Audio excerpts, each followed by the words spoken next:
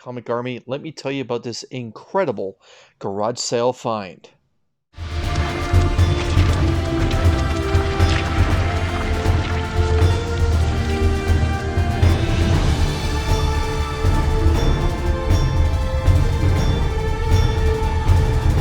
Comic Army, have you subscribed to my channel? You're going to want to do that. Hit that subscribe button right now. And let me tell you, when I hit 500 subscribers, I'm going to be giving away a whole bunch of prizes. Let me just give you a little teaser about what I'm going to be giving away. I'll be giving away 4 prize packs that consist of Something is Killing the Children, issue 16, and the Jenny Frison Virgin variant to go with it.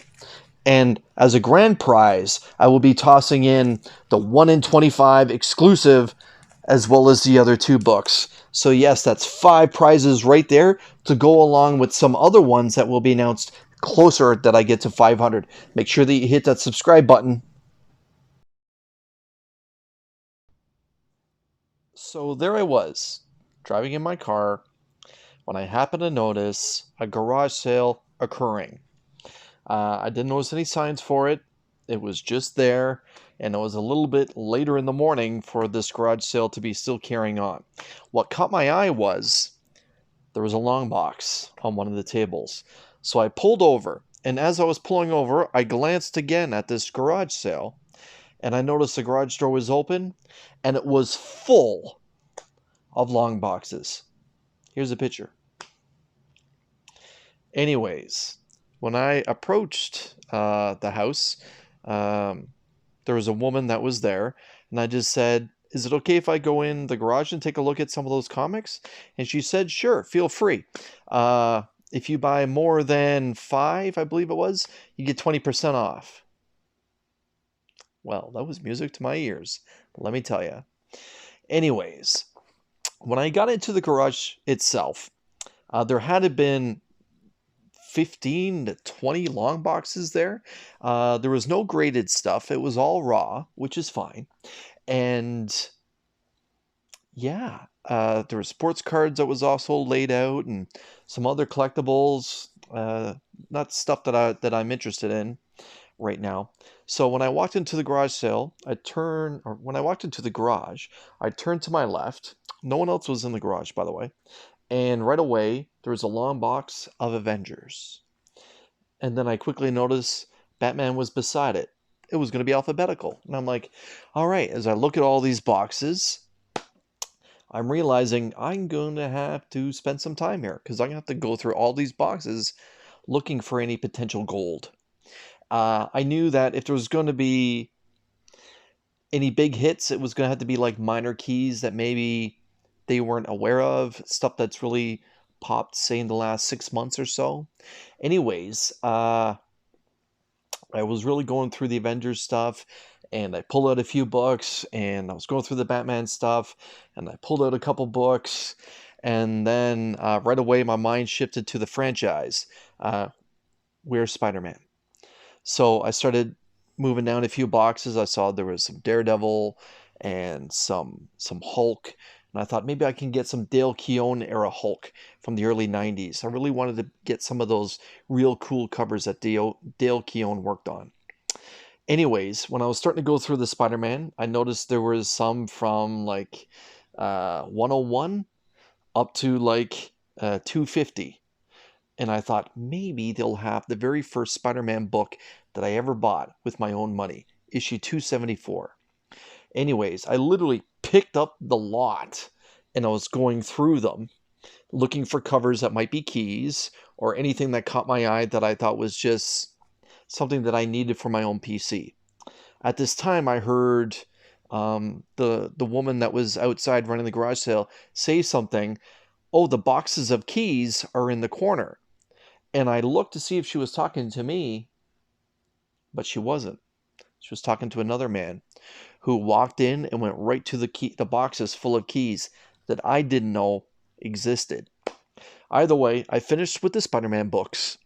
And when I noticed what was going on in the other side of the garage, there were 3 boxes of keys.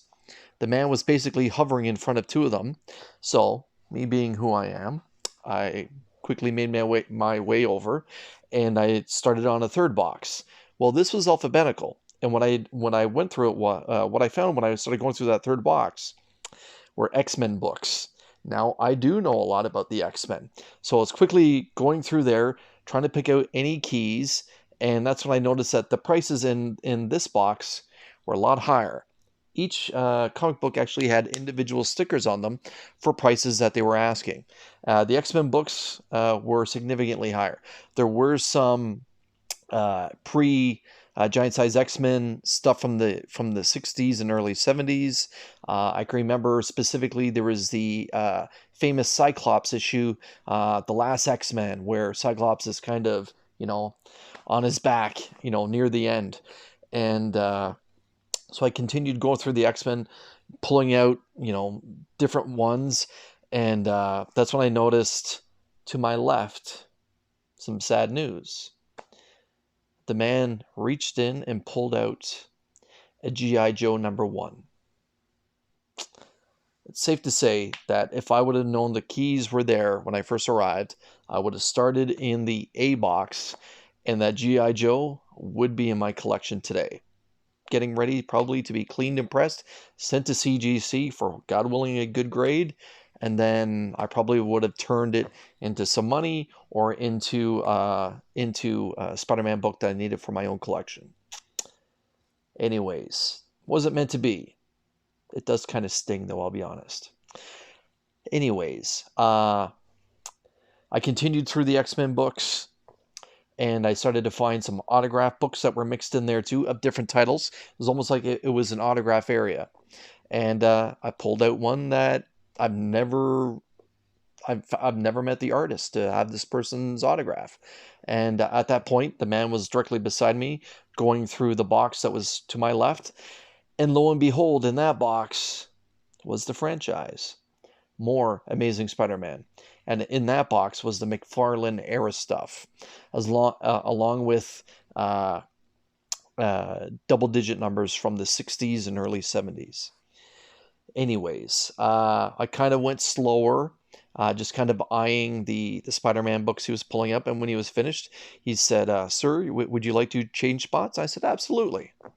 So we exchanged spots, and I went right away into the A box. And I went through it, and probably the first third of the box was all Deadpool. I don't know much about Deadpool other than his first appearance and his second appearance in X-Force. I know the Circle Chase was his first limited series. There was not a #1 there. I'm not sure if that guy grabbed the #1, but there was a #2 and a #3. But continuing on, I got into the G.I. Joes. There was a G.I. Joe 3 and 4.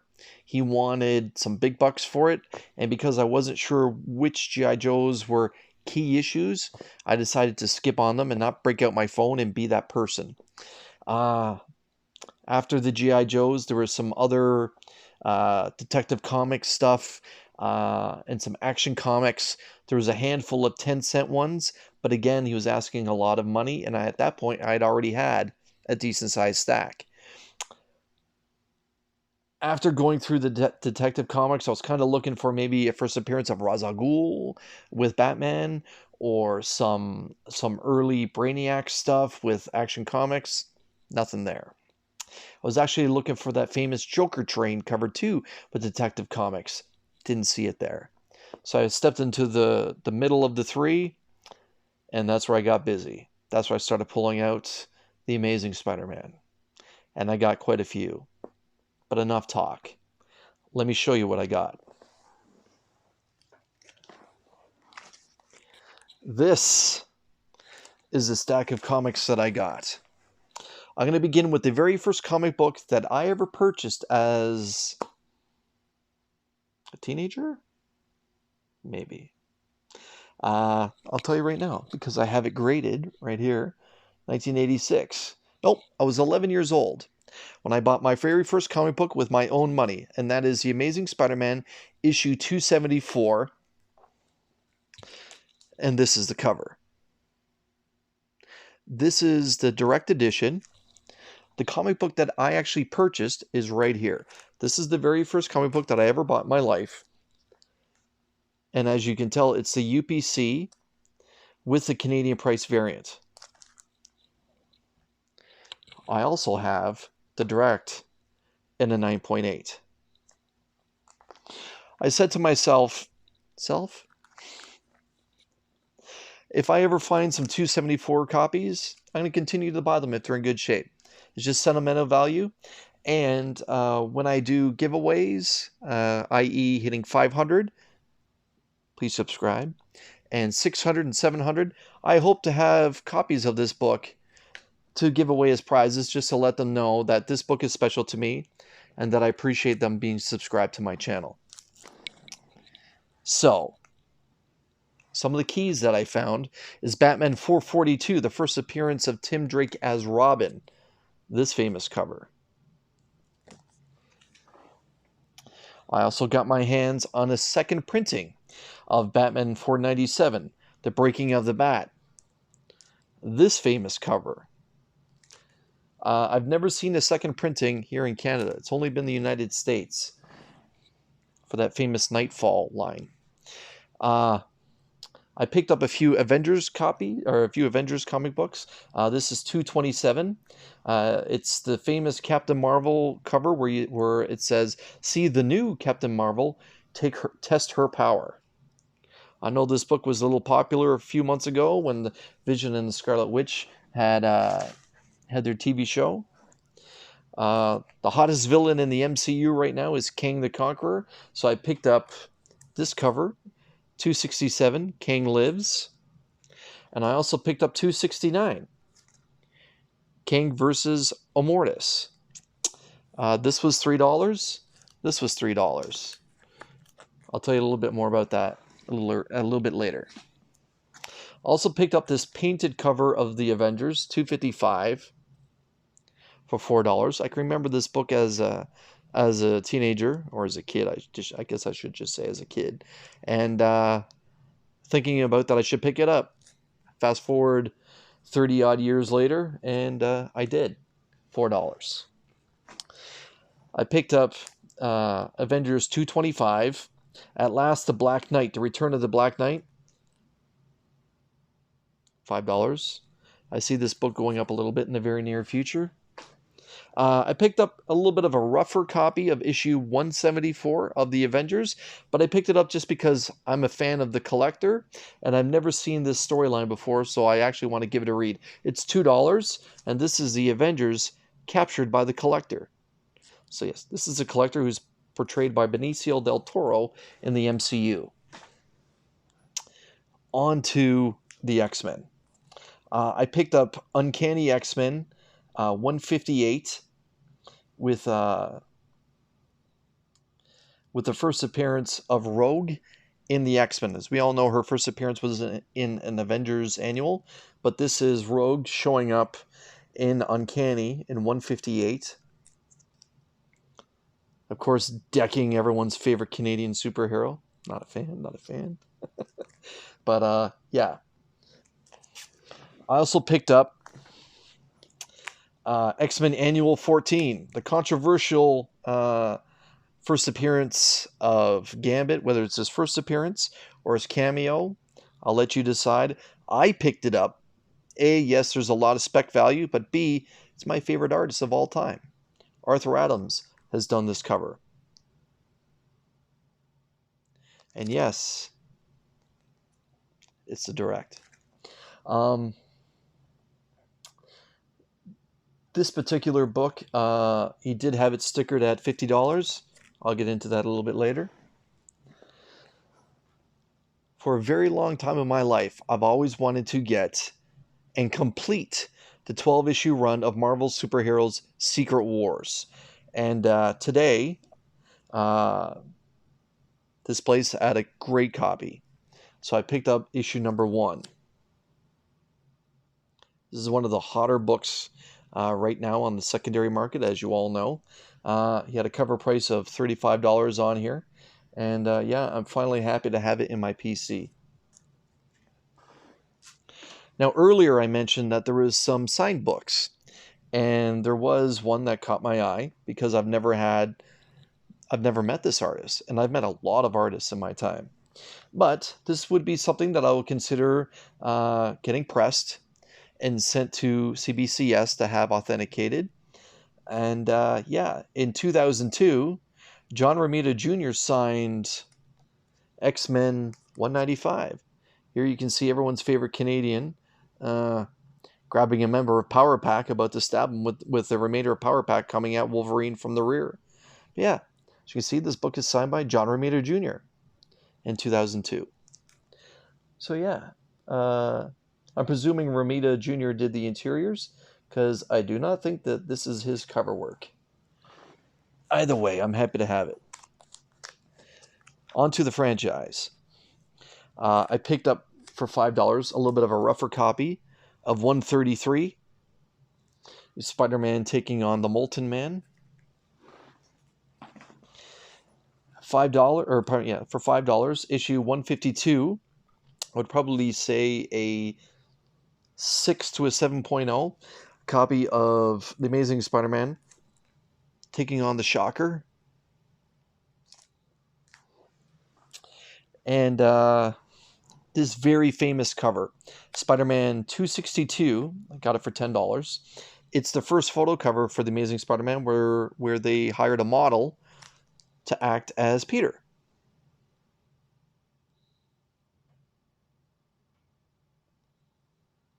So yeah, special issue. Damn right.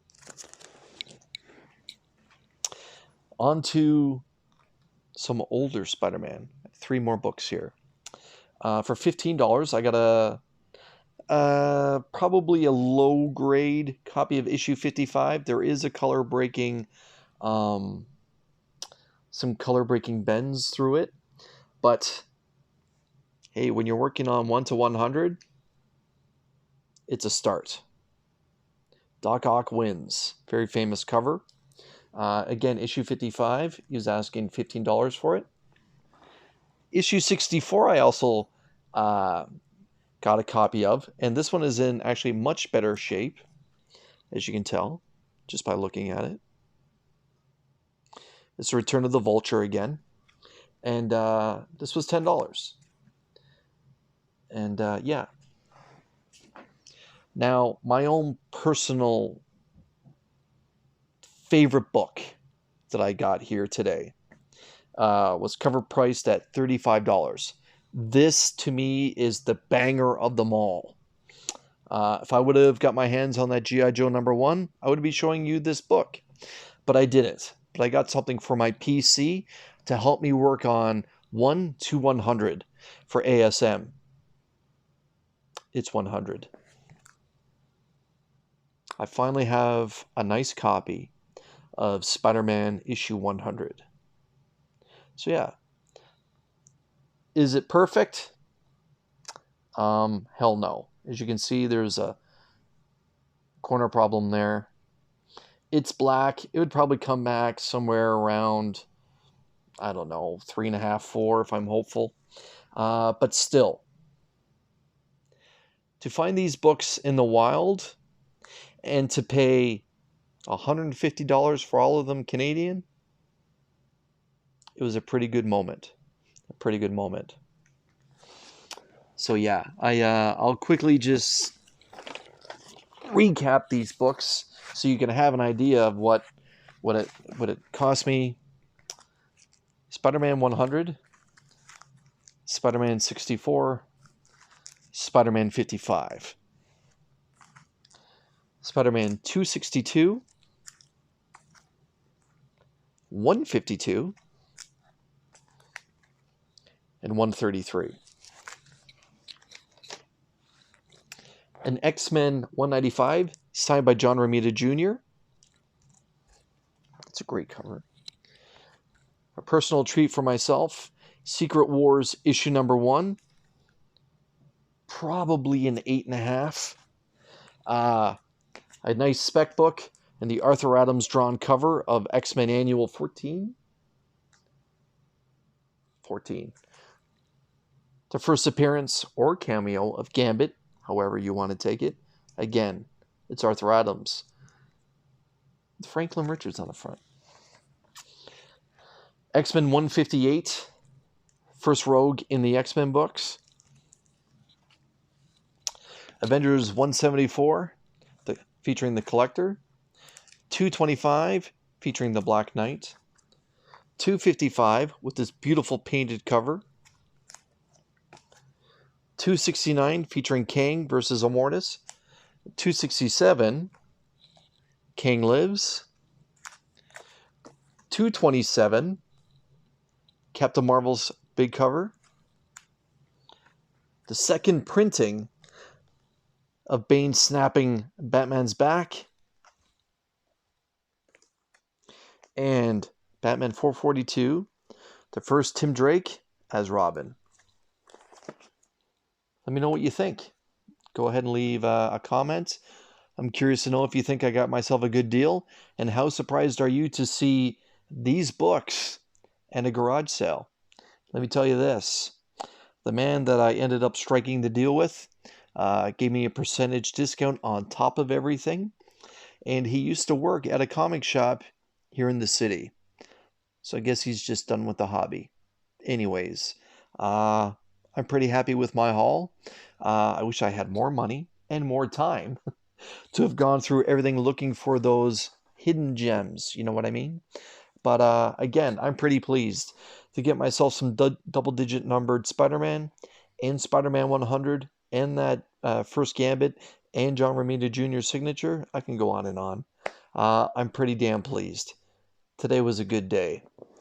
Comic Army, thank you for your time. Please consider subscribing, hit that like button, and like I mentioned, let me know how you think I did with a comment down below. Until I see you again, Comic Army, take care.